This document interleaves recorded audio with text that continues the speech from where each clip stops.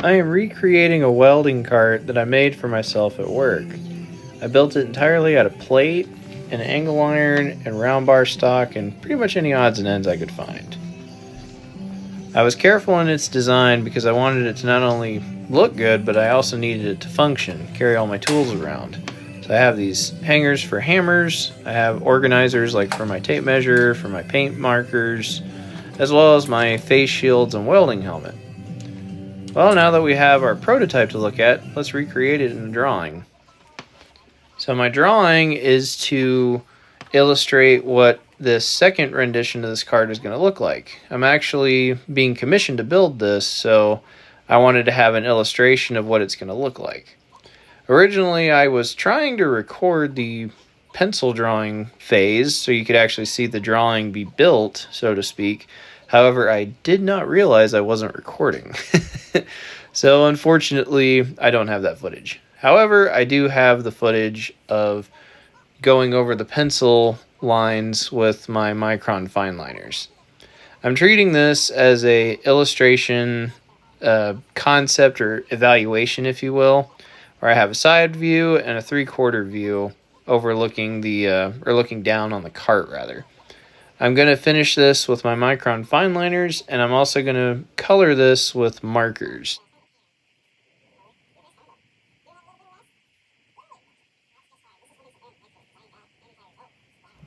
So if we already have a cart that exists and known measurements and dimensions, why are we drawing it? Why are we recreating the cart in a concept piece? Well, this is how I like to start each and every project that I do for my commission work and my own personal builds. My background is in art, primarily in traditional media such as ink and watercolors, and most recently here in the last few years, gouache. I have strong roots when it comes to thinking about my designs and conceptualizing by just sitting down and drawing it. Not always with measurements, not always with super fine notes and details, but just roughly thinking it out. If I can think it and I can draw it, I can make it. The other nice thing about conceptualizing the project is this gives us a chance to sit down and really think about this. We already know, based off our real life example on this particular project, how this is going to turn out. But say I had not thought of this before. I just had the idea come to mind and I pull out my sketchbook and I draw it. And that's actually what happened here was when I built the first cart, I was thinking, oh man, I need a cart and I got a bunch of metal laying around, but I want the shelf to have a lip around it. But how do I go about making that? I don't have a bender. And I also don't have a sheet metal brake. Well, I got angle iron, and I got this, I got that. So one thing led to another, and as I was putting it together in my head and putting it together in the sketchbook, next thing I knew, I had the conceptual art for a piece. And that's really the beauty about doing this, is you're not limited by real-life limitations, at least not yet.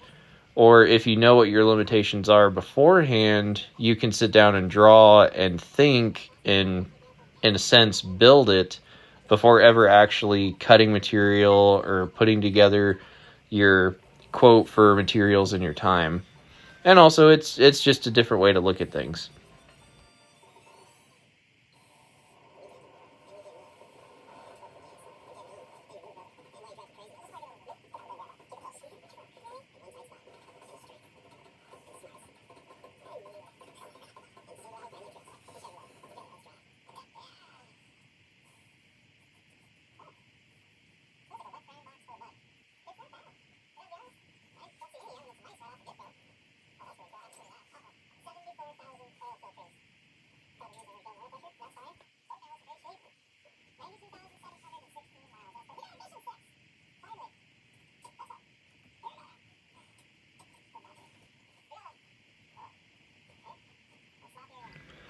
And with finishing up the handle here, we now have the 3/4 view of the cart finished. So this illustrates exactly what we're trying to do, and that is we want 3 shelves, 4 casters, a handle, and the shelves have a 2-inch lip around them So that way, when you're wheeling around your garage space, workshop, what have you, your tools and material just won't roll off the edge. These carts were built, again, entirely out of scrap, or cart rather, but this new one is going to be built out of fresh material and new strictly for this project. So that's really exciting for me. Primarily at home and for limited commission work I've done thus far with design fabrication projects, is I primarily work with scrap. Nothing wrong with that. Nothing wrong with that at all. It's actually a lot of fun because going back to those real life limitations we may or may not know beforehand, if you know you only have so much material and it's a certain gauge or thickness of metal and you've got X amount of welding wire, you got paint, you got casters, you got this type of material to make a handle or not, it's fun because that's really where you're pushed to your limits, at least in this particular example, to where you're really relying on yourself and your creativity.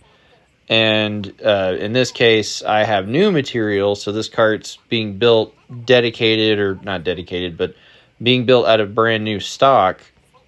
And the stock's going to be processed and cut and put together to execute this design. My original cart, the very first one at the beginning of this video, that was built literally out of scrap angle iron and cut-offs of plate from doing bigger projects at work. I always save scrap because you never know when you need a little piece. However, those were chunks of metal that were either too awkward or too big, and it was kind of like, man, it's a big enough piece of plate for this piece, but I only need like a 3x3 square, or I only need a 3-inch long section of 2x2 angle. So when I have a 24-26 long inch piece of steel and I'm only cutting 3 inches off of it, and I think, it's okay, I'll do more. Well, next thing I know, I've got 5 or 6 pieces of 24-26 inch long angle iron cutoffs, and they're just sitting there piling up.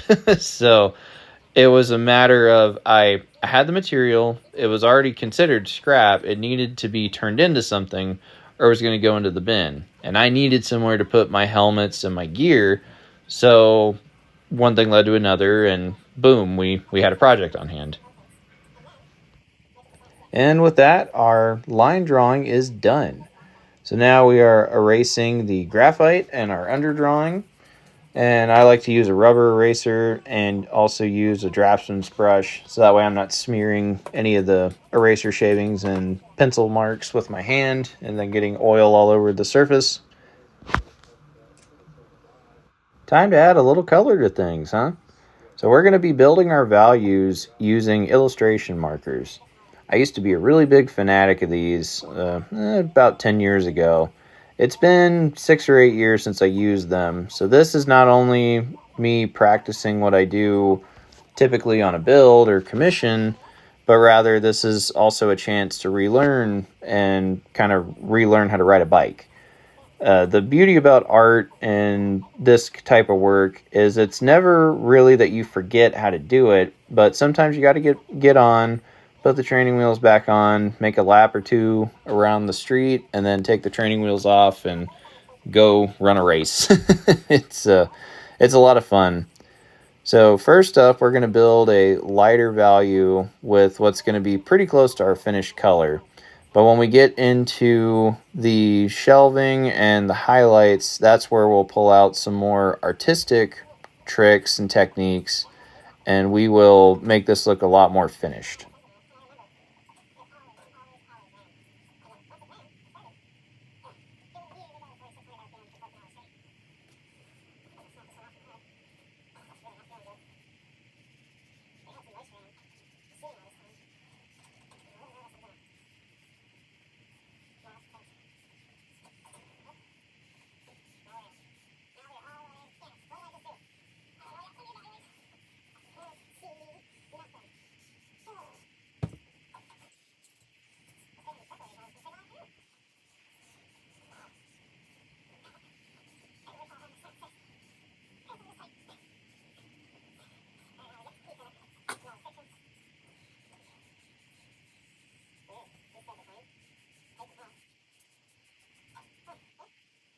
And here we are now starting to fill in the shelving.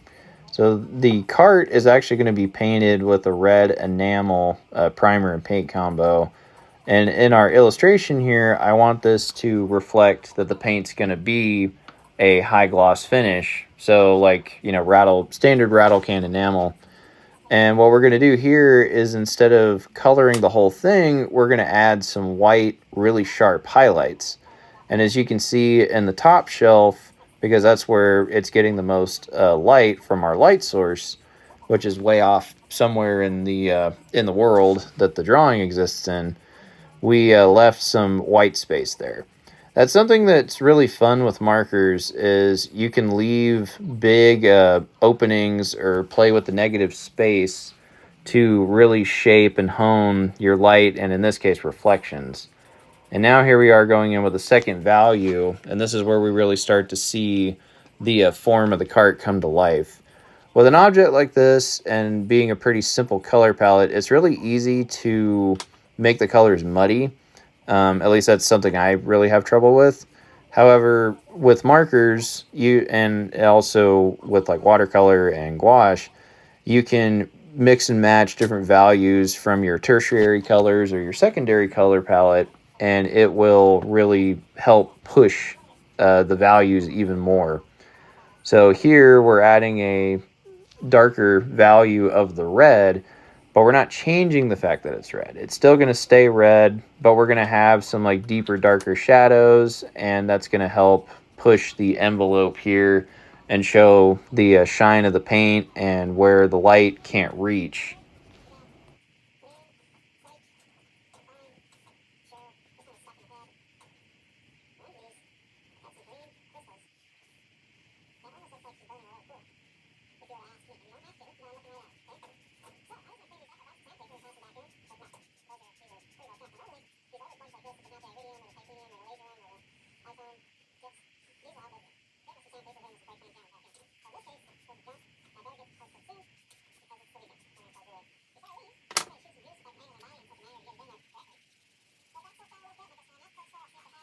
And here we are blocking in the darker shadows.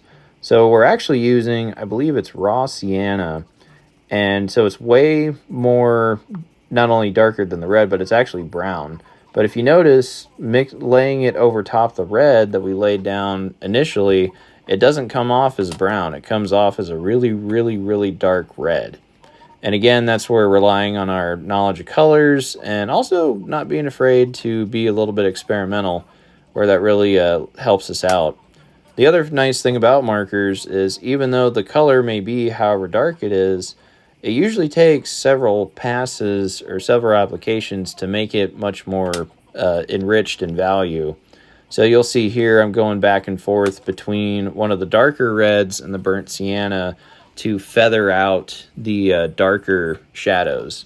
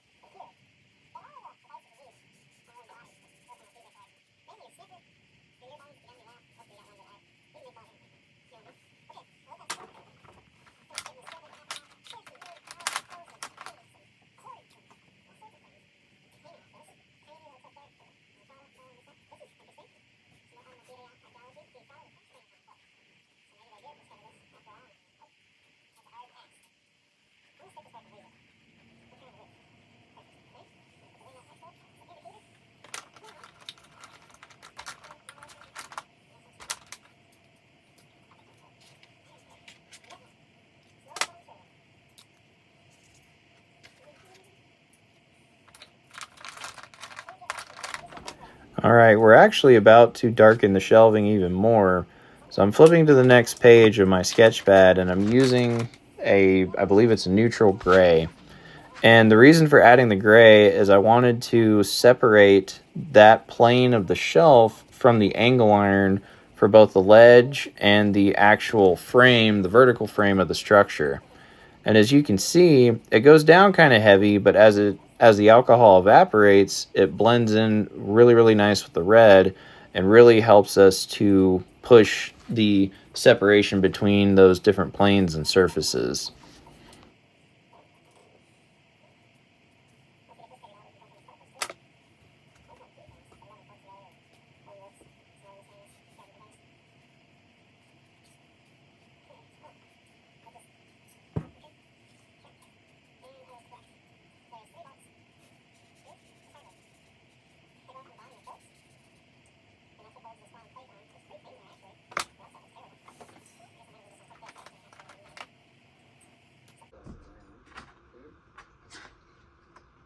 Alright, so we're playing with the markers again. And now that I decided what color I'm going to use, we're actually going to make a colored plane to go behind these. Not exactly a border, but not exactly a frame either.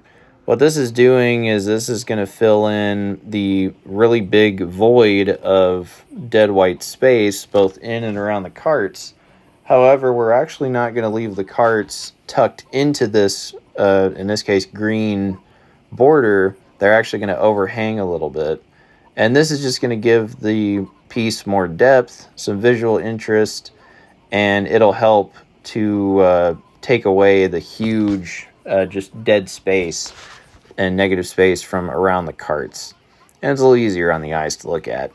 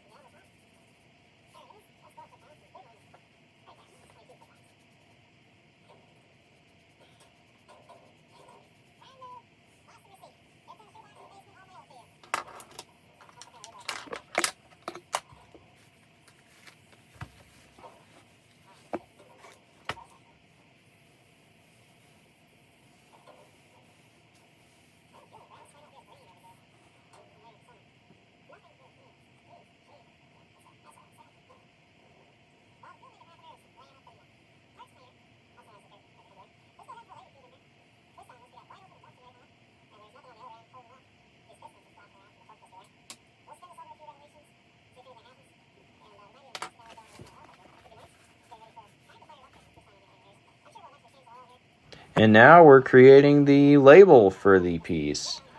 In a traditional illustration or draft like this, like especially on engineering drawings, they'll use guides, they'll use rulers, and those are really nice. I don't have any of those.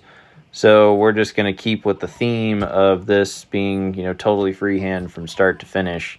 So I created the label in pencil and erased it a little bit, and then I'm going back over with one of my pens. This particular pen is a Papermate Flare. These are actually really nice. They're really cool for using on quick sketches, and in this case, getting bold, dark lines for creating the finished label.